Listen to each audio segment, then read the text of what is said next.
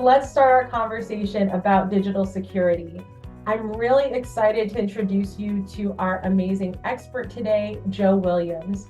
Joe Williams is the Senior Director of Information Technology at AOF, where he leads IT initiatives that drive secure, efficient technology solutions for a mission-driven organization supporting small business growth.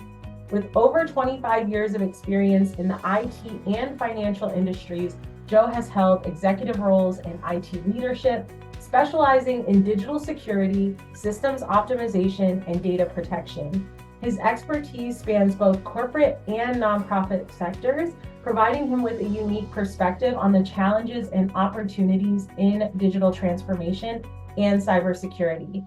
It's great to have you here, Joe. Wow, I want to meet that guy. I know, I love hearing the wealth of experience you have, and we truly have just the perfect person to take us through something like digital security, which can feel kind of hefty. So could you walk us through some of the most common cyber threats like small businesses face, just so we can be aware? Again, I have to start with phishing attacks. As mentioned, you guys are probably like, stop talking about fish, or maybe you're getting hungry and want some catfish or something. But as I mentioned, phishing attempts are attempts to trick individuals into sharing sensitive information. So that's what they're trying to do. They're just trying to collect data. They're trying to get access to things or drop something into your corporate or your business's environment. Linked with phishing attempts would be ransomware or malware. That's another avenue for malware and ransomware to get injected into your systems. This involves software that locks down data or locks down your system all entirely until a ransom is effectively paid. For small businesses, I know this can be devastating. So you click on a link that you thought was just innocent, maybe you thought you're going to see some pictures of your grandkids or whatever, and next thing you know, you get a screen on your computer that lets you know, hey, call this number because we've locked down your system and we're holding it ransom. Please please, I hope that does not happen to anyone here on this call.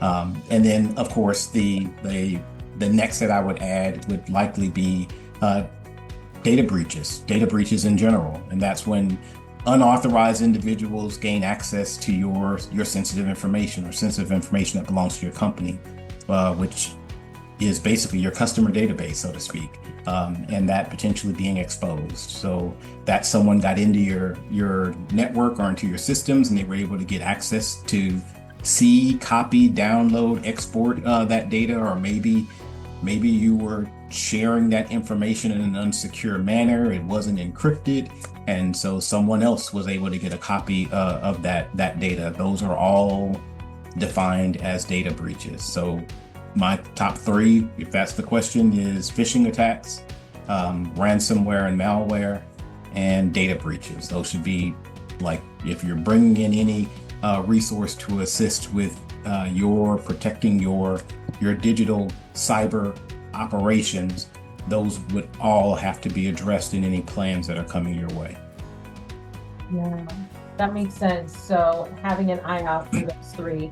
And they all sound very scary and kind of connected a little bit. It sounds like you could click on something and accidentally download some of these things. So being really diligent sounds important. And I see there are some questions in the chat. That's great. We have a live Q&A at the end, so we will definitely get to those. So please continue to drop those in the chat. So Joe, do you have like a real life example where a small business was impacted by a cyber attack? And like, what do you think we can learn from cases like this? There are so many, and I'm sure you've seen in the news about the big companies. I'm trying not to throw any names out there, but big box retailers, banks have found themselves, even with all their layers and levels of security. So it really is important that we keep this top of mind. Many cases, I can think of one one small retail business. I'm sorry for the small retail businesses that might be on this call, but they unfortunately did fall victim to a ransomware attack. And sadly, they had no backup of their data, so they weren't making sure that they had a routine backup, so they had a copy to restore back to should something like this happen. So when the attackers encrypted their data files or all their files, they were forced left without an option. They had to pay a pretty hefty fine to be given the keys to regain access to their systems. Of course, you would say the lesson to be learned here is the importance of regular data backups and making sure that you do have a plan in place for how you would recover from some form of a disaster. Hopefully, is not falling victim to a ransomware attempt. But simple steps like this can make such a significant difference in mitigating damage from an attack.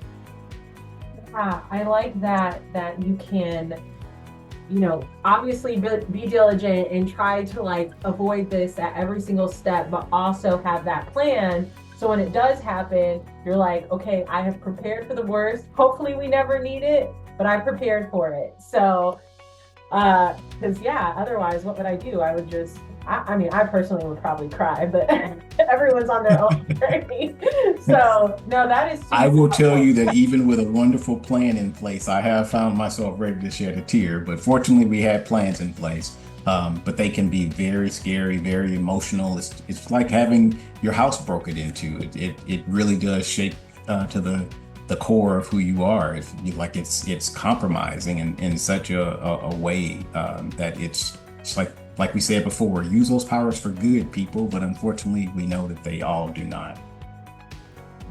Absolutely. So it's important to just keep those things in mind, and that is really helpful. So we are already out of time. We're actually a little over time. Once again, I feel like this topic is something that there could just talk about it for hours. So we are not leaving folks here without resources. I think the takeaway today is everyone go turn on 2-factor authentication and no repeat passwords and lots of other things, but those are my to-do list. So thank you so much, Joe, for your expertise and your time and making sure you move into a more digitally secure future for your business.